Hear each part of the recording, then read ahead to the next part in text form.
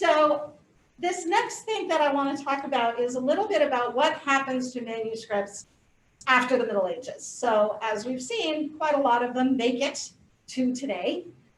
They may have gone on a long trip, as all of the ones here in New Haven did, but they survive relatively intact.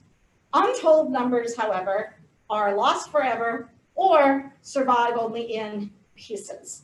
And there are lots of reasons that manuscripts fall apart.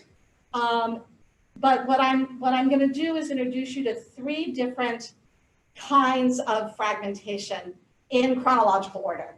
So the first kind of fragmentation is a manuscript falls out of use for whatever reason or falls apart in the late Middle Ages. So if it's a liturgical manuscript, which is quite common, the liturgy might be updated, or the musical notation isn't legible anymore because new kinds of, those of you who are liturgists know this, there are new kinds of, square Gregorian notation develops fairly late and replaces a diastematic neumes.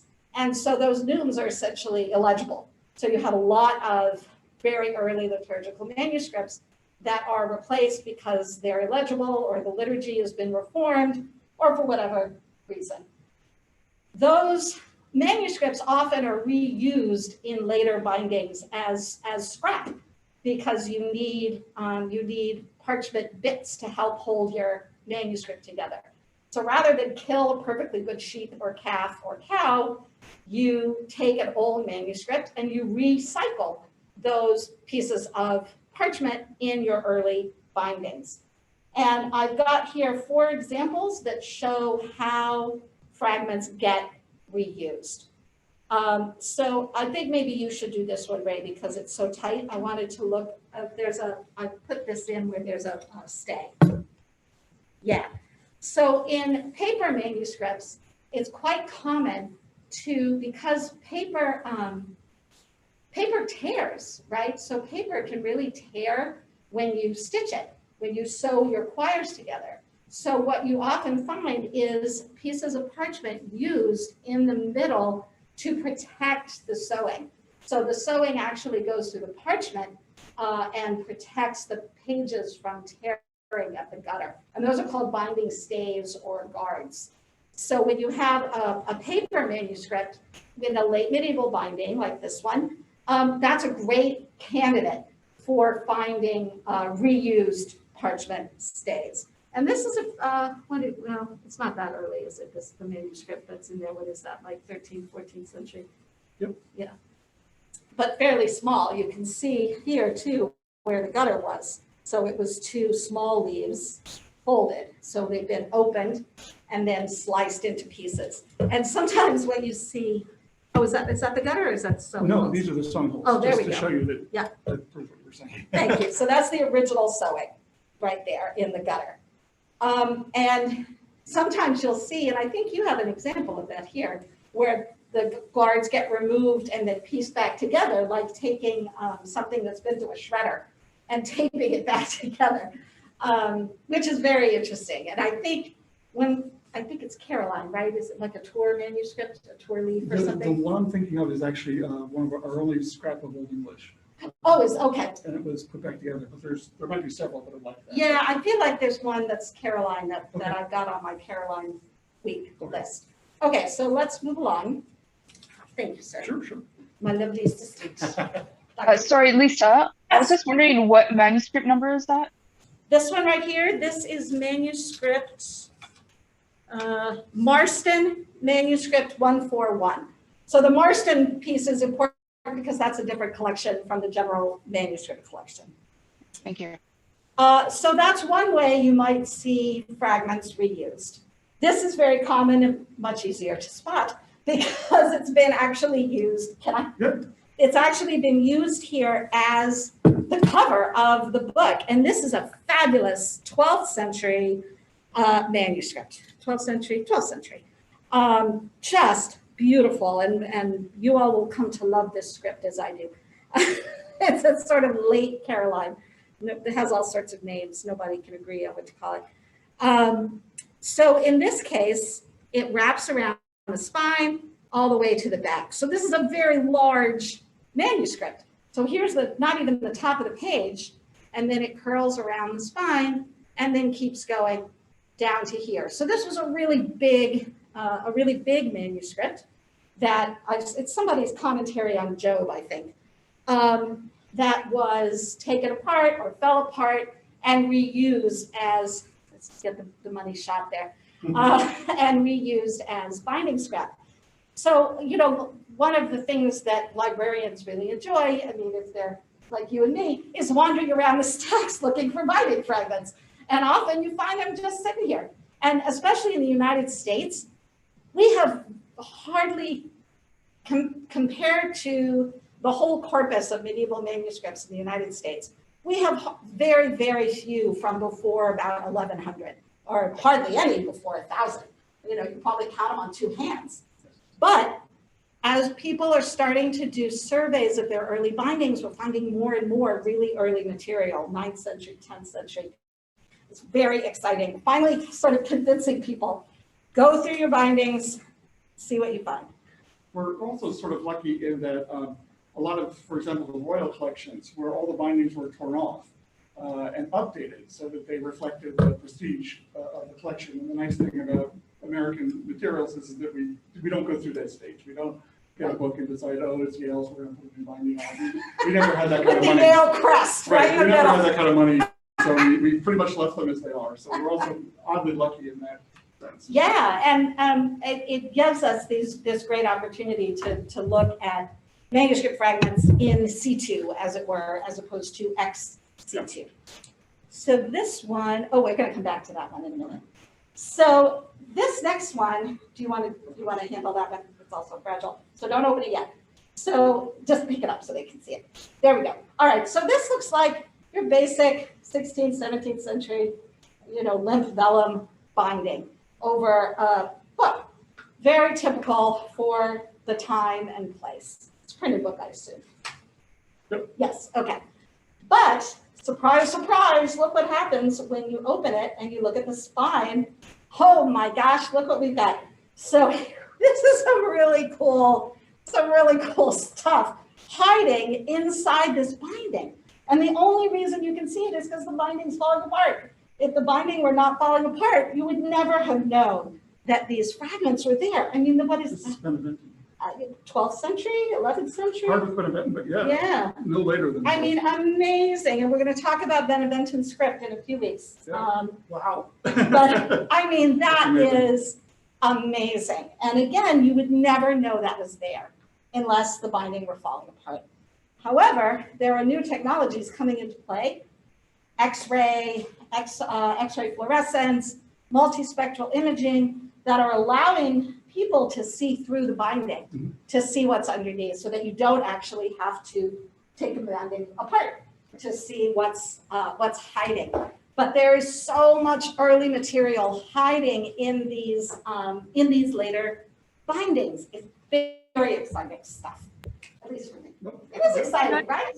Yes. Ask which call number is that one? The ZI something or other. okay. Oh, no, that can't be it. Is that it? No, it's a printed book. Yeah.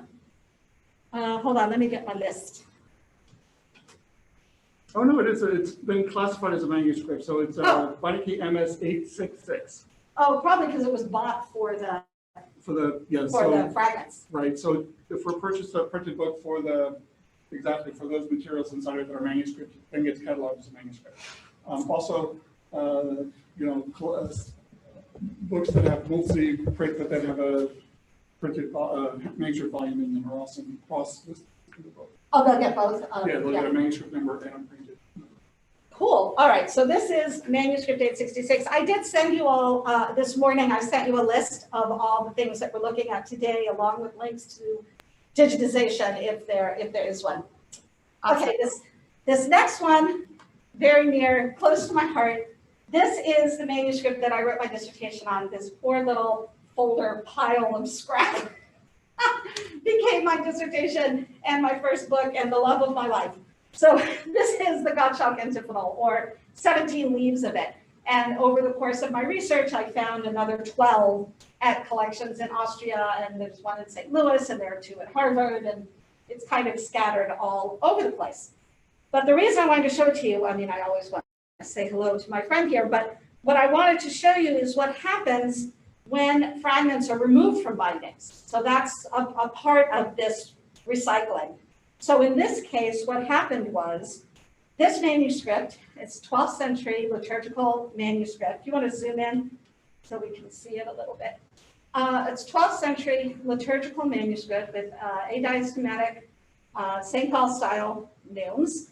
And it was totally outdated by the 15th century. The liturgy was out of date. The music notation was out of date. Probably nobody could read it because they were all writing Gothic, you know. So the manuscript was basically useless. And so it was taken apart and the pages were used as binding fragments. And I opened it to this one in particular because in this leaf, you can actually see all the different stages at once. So obviously first you have the 12th century manuscript. Here is where it was cut out of the binding. So these are the original binding holes. So you can see the knife marks from when it was actually cut out of the binding. Then this tab right here has to do with, actually wait, I got that wrong. The little ones are the original binding holes. That's what we're looking at here. So these little tiny nicks are the original binding holes. Then when it was cut apart, it was folded right here to make a tab. And I actually did the conservation work on this 30 years ago and flattened the tab. That was very exciting. But it folded around the first quire of whatever it was binding and would have protruded after the first quire just as a little tab. And you can also then see up here, it says 98. That's the shelf mark of the manuscript in which this leaf was used as a flyleaf in the Lambach Abbey.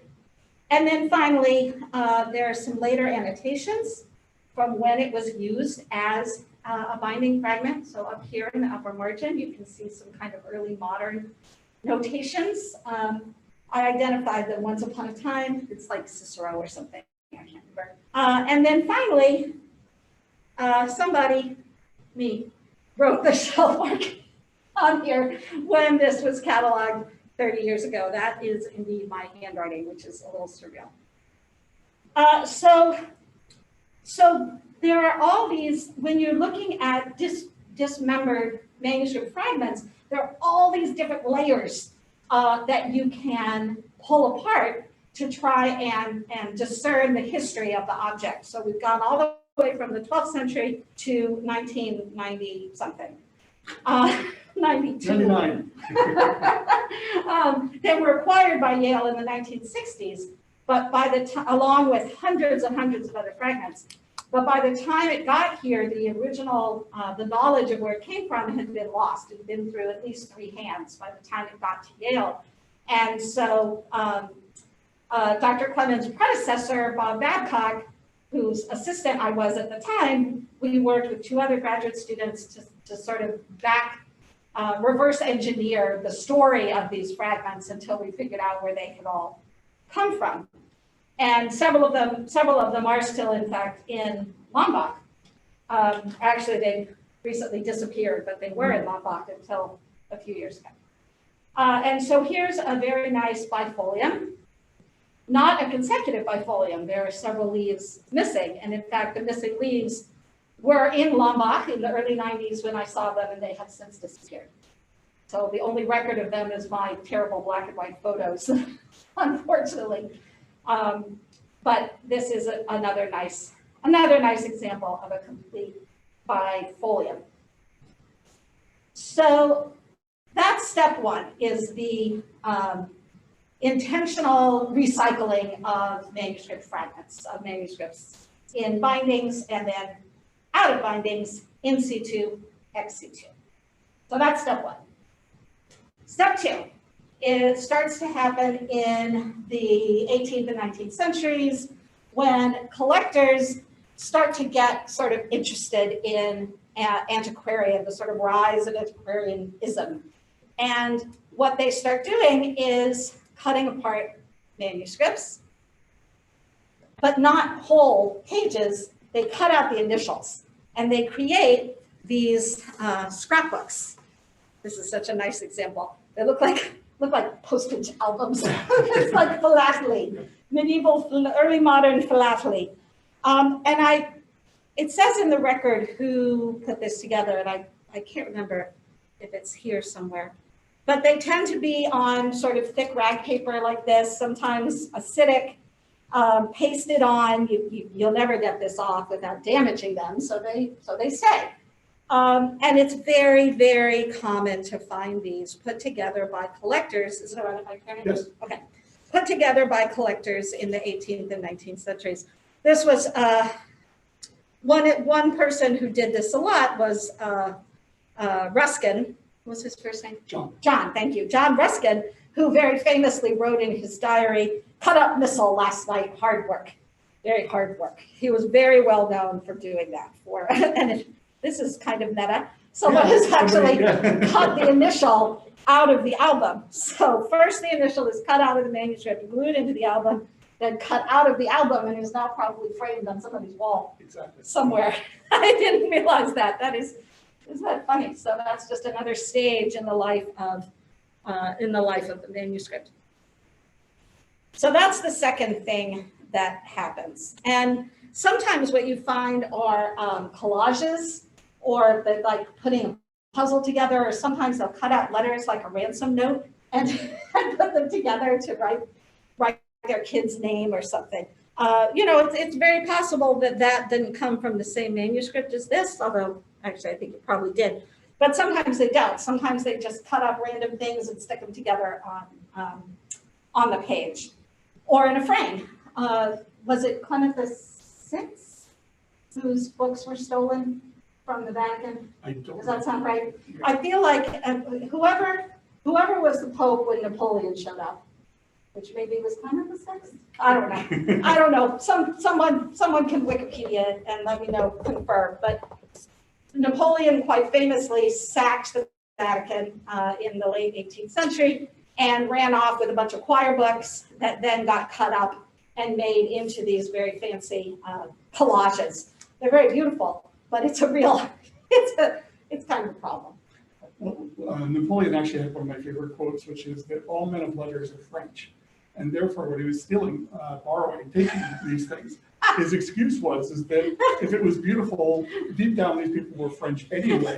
So he was simply repatriating. I think you got an answer in the chat there. Pius VI. Pius VI. I knew it was a 6. Thank you, Wikipedia. That's amazing. Thank you very much. All right, so that's step 2. So first we've got our recycling in the late Middle Ages. Then we've got early modern scrapbooks made by collectors. The last piece, which frankly is the most tragic, is the intentional dismemberment of manuscripts page by page to be sold off for a lot of money. And this is something that Ray and I harp on about a lot because in the United States, this was a huge industry. Starting in like the 1920s, sort of, when things really get going. And what dealers start to realize is that you make a lot more money if you take a manuscript apart page by page and sell it off. 100 pages to 100 buyers, you get a lot more money than one codex to one buyer. Economies of scale. And so this is what they start doing. And collectors from like the lowliest, little old lady in her living room to great collections all over the United States start snapping up these dismembered manuscripts. And before I show you that, I'm just going to go through a few examples in this folder because they're really nice. So often what you find are really lovely, delicate manuscripts, books of hours, breviaries. The really pretty ones are the ones that make the most money on the open market. And actually, I know this manuscript. This is a Beinecke manuscript. I've seen lots of other leaves of this. Yale probably has several West, Many, of yes. others, yeah. The person who was the kind of the most notorious book breaker or biblioclast was a gentleman in Ohio who lived in Cleveland named Otto Egge. And he is really well known for having broken apart hundreds and hundreds of manuscripts in the 20s, 30s, and 40s and sold them off page by page. And he did this literally for hundreds of manuscripts. And you find them, huge pockets of them in the Midwest. In Ohio is like ground zero for Egge. But pretty much all over the country, I've found Egge, we've all found Egge material almost every state. I mean, he really had this huge impact on the book trade, on the manuscript trade, as he was selling off these manuscripts. And of course, it's a terrible thing. Nobody wants to see a manuscript cut into pieces, right? That is without any discussion, that is a bad thing, to take a unique, beautiful object, even the really ratty ones that aren't so beautiful, cut it up irreparably. You cannot ever reverse that. You will never be able to physically reunite all of these leaves that have been cut up and scattered. But you can do it digitally, which is something that I've been really engaged in, and others in digitally reassembling manuscripts. I've done it with the Gottschalk Antiphonal and with another manuscript I'm about to show you. I teach a class at Clemens University at their library school where my students do these reconstructions. And so in a digital environment, you can start doing these reconstructions. And it's really exciting because we're finding entire manuscripts that have been thought to be lost. So there's that one. Didn't you actually find an Egge manuscript fragment in like a antique store when you were in Ohio? Oh, yeah. Yeah. So Yeah. there's Yeah, still, I mean, this still stuff being, just pops up everywhere. yes. It pops up everywhere. There was some found in a basement in Maine. I mean, it's amazing. Somebody dies and their heirs find a box of medieval manuscript fragments in the basement.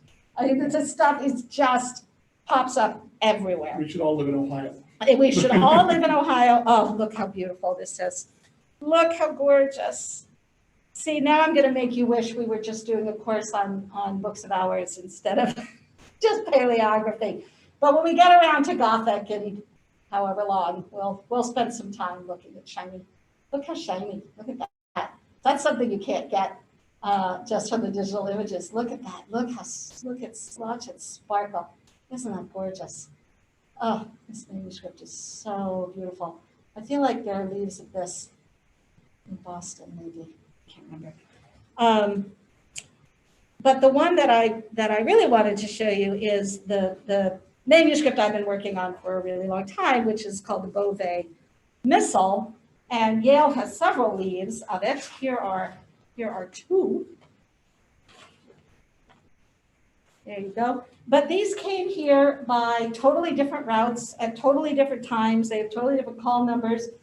This is manuscript 804. This is in the box, manuscript 70 something, 708 maybe, 748. And the acquisition numbers are chronological.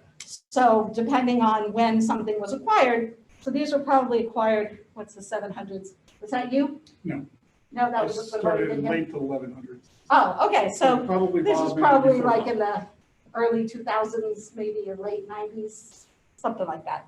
But they would have come separately. And at the time they were acquired, it might not have been obvious that they were in fact from the same manuscript. But when you look at them side by side, you can see really clearly that the writing space is the same. This is from a different part of the manuscript, so it's formatted slightly differently. And it has just 10 staves of music as opposed to 21 lines of text. But the decoration is by the same hand. I think this is tipped in. Yes, it is. So we can't turn it, but just a little. There we go. So there you can see the other side. This tape is very typical of Egge. So if you can see that that hinge right there. This is probably one of his portfolios that they just cut the Oh, yeah, I think you're right. I've seen that in Yeah. Canada. Yep, I think you're absolutely right. And you can see it's been in the mat for a long time because it's offset a little bit. So this hinge tape is very, very typical of the tape that Otto Egge used. And sometimes you can find signs of it on other manuscripts that aren't matted anymore. I don't see any here. It looks like when they unmatted it, they did a very nice job of cleaning off the tape residue. And you can also see how this one has been trimmed here, sadly. That would have been done before the manuscript was rebound. It was rebound when was it rebound? In the early 18th century. And I don't know if you'll be able to see, but it's gilt on the edge. Can you see the gold on the edge at all? Maybe not, but it I can is. see it at the top, so I can see it right Oh there. yeah, there it I is. don't know if that helps. I'm not sure if it's going to show up, but it is gilt on the edges. See how it sparkles a little bit there? And it was trimmed when it was rebound, because when you rebound something, you trim it to make the edges all nice and neat. So those are the 3 stages of fragmentation: recycling, scrapbooking, and all-out American capitalism. Right. Yale actually just a few years ago acquired Otto Egge's own private collection, which was such a coup. I mean, unbelievable, just piles and piles and piles, literally, of disbound manuscripts, including several leaves of the Beauvais Missal, some of the original bindings, the empty carcasses of the manuscripts that have tons of provenance information that no one has ever known before, and 30 entirely unknown books of hours. Is it 30? There's a total of 70 books altogether, but there's Amazing. a lot of, the vast percentage, I would say, a lot of those are books about. Oh, it's so fantastic. And so it's all been sitting in a vault. Some of it was in a vault, some of it was at the museum, at the Cleveland Institute, the Cleveland Museum. Institute of Art. The Cleveland Institute of Art. And a lot of it was just sitting in a family vault in New Jersey. Yep. And it was such an incredible. In a New York apartment, they had it under their beds and things like that. Before they Amazing. realized the value of it, and then they put it in an art storage. You can't tell, but I'm grinning ear to ear. It's so fantastic. And so that material is in processing. It hasn't been officially cataloged yet. So but chomping at the bit here, ready to get our hands on it as soon as it is available for study. Okay, so that's what I wanted to show you so far. Does anyone have questions or thoughts about any of this? Could we have another look at the one which had the flowers on the Yes. of the pages? They look kind of like the almost like the Tudor rose or the Lancastrian rose or something. Well, so sometimes a flower is just a flower. Oh, not this one. I meant the book. I can't remember which one it was. It was the one you showed us, which had the like the stays. Oh, This was one of them that had. No, that was the one that you're right. I think it was the first one. this one. Oh, you mean on the edge? Yeah, on the edges. You mean that? Yeah, I thought they were amazing. Oh, yeah. I didn't even notice that. Yeah. So it has a four edge painting. When did that get done? Late.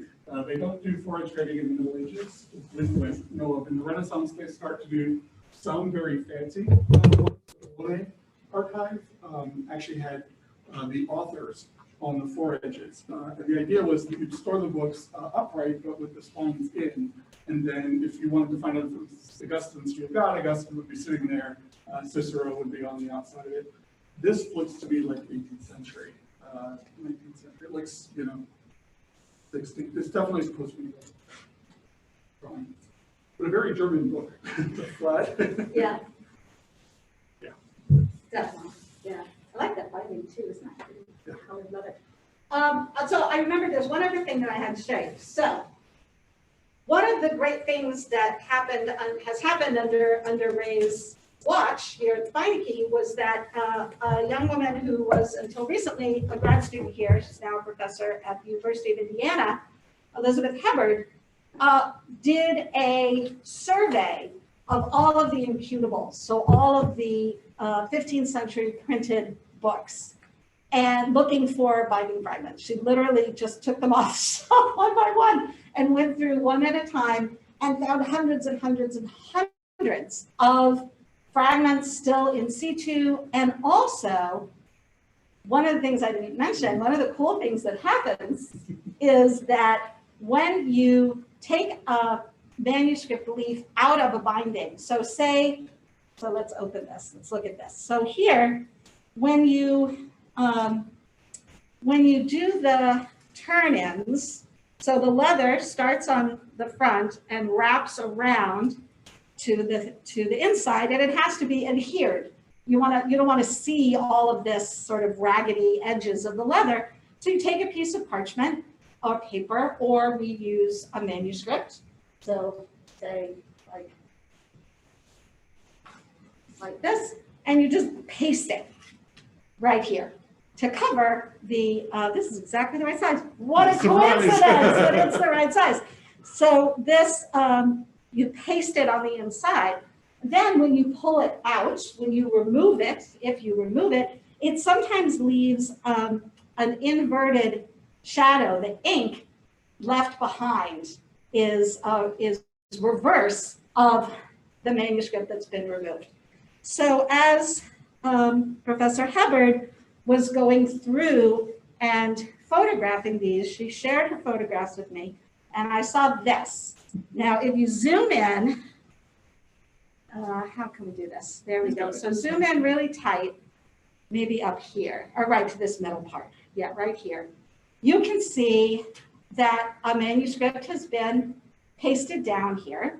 What we're looking at now is the inverted shadow that's left behind when the manuscript was peeled away. Now, when I saw this, I think I shrieked, because this is was a leaf of the Gottschalk Antiphonary. And this book has been here for 35 years, 40 years, 50 years, since before I was here doing my graduate work on the Gottschalk Antiphonal. I had no idea this was here because no one had ever looked for it before. And this was just discovered a few years ago. And I think I shrieked, I suspect. This leaf is now lost. It can't, no one knows where it is or when it was removed. It might have been removed 200 years ago. We had no way of knowing. It was already gone. There's no evidence that it was still here when the book was acquired by Yale. But and you can tell that because the Yale, this is pasted over where the leaf would have been. The Yale catalog tag here, the ex libris. So what I was able to do then was to photograph this in sort of high resolution and invert it so that I could read the text. And it turns out to be consecutive with one of the leaves that's now at Harvard. So that was very cool. And in fact, if we bring this back and we compare them, you can see, maybe you can, if I do it like this, how similar they are. I think we're upside down, but that's all right. So anyway, so these offsets that are left behind are themselves really exciting and important evidence. Really cool when you can do that. Some of the leaves that also came here from Lombok, so not the Gottschalk Antiphonal, but other manuscript leaves that had been taken out of Lombok incutables and Lombok bindings, left impressions in the books that are still in Lombok, in the Abbey Library in Austria. And when I was there doing my research for my dissertation, I was actually able to match up leaves here at Yale with the book that they came out of by looking at the offsets and the wormholes and the rust stains and things like that. So that kind of physical evidence is really important and can be really, really exciting. And I'm still hopeful that this leaf will show up someday on the market, and then you can buy it. Certainly, yes. And that would be great. That would be very exciting. We do still acquire, obviously, fragments when we can. We don't like to buy them taken out of books. We always prefer them in their original context. But that becomes very problematic. But yeah, I can't tell you how many booksellers write to me every year saying, we have a Lombok fragment, meaning they have something from the 12th century that's German, because they know that we'll buy anything that's a Lombok fragment. And I have gotten one book from Lombok here, and then one that has a cover from Lombok. But it's very exciting. I'd also like to point out there are not many people in the world that can look at an inverse offset of something and tell you what manuscript it came from. That is an amazing skill that there's only a few people in the world that are able to that have the expertise to be able to do that. In the future, we're hoping things like computer imaging will help. Yes. But until then, to have people whose eyesight and minds are able to do that is absolutely fascinating. And you and Barbara Shaler, who's cataloged a lot of our collections, has a similar kind of like photographic memory for things like this. And able to pull things out of her brain that have been there for 30 years. So yeah, we were all impressed when this happened. It was like, oh my gosh, you're kidding. Super exciting. And it is funny that, I can't remember what I had for breakfast, but I remember what a hand looks like that I saw once 30 years ago. They're like engraved in my brain forever. One other thing to add about the whole single leaves. So let's flip back around here. There is a real ethical issue, as Ray just mentioned, with buying whole leaves like this that are from dismembered manuscripts, because you don't want to encourage the practice by giving them money. And so if you want to buy yourself a little Book of Hours leaf, they're actually not that expensive. You can pick up a tiny little leaf like this for 100, 150, 200 bucks. Depending on how much gold there is, but they really are within reach of pretty much everyone. And that was the point. That was why they did this, was because they wanted to kind of democratize the manuscript world. Like, why should Yale have all the manuscripts? You get a leaf, and you get a leaf, and you get a leaf. And the problem with that, of course, is that tacitly it encourages the practice of book breaking, because book dealers see there's a market. And so if you're going to buy something, your best move is to buy something where you know when it was broken. So the Beauvais Missal was broken up in 1942. So we're safe buying Beauvais Missal leaves because you're not encouraging that practice. So you don't want to give anyone money if they can't tell you when the book was broken up. Or buy a binding fragment, sure. Buy a scrap of a binding fragment.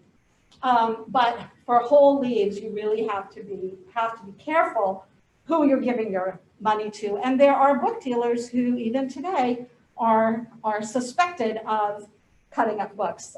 Roger Wick, who is the curator at the Morgan Library in New York, tells a story about when he was a teenager and he went into a bookseller in New York. I think it was Duchnez, actually. It must have been Duchnez. And bought himself a page of a missal of some kind, and he said to Philip Duchnez behind the counter, "This is so pretty. Do you have any more leaves?" Duchnez gets the scissors out, says, "I'll be right back." Runs in the back, cuts another page out of the book, and sells it. Yeah, exactly. Isn't that a great story? It is. Good, gives you chills. So you really have to be careful about that, about the ethics of the book trade. It's very important.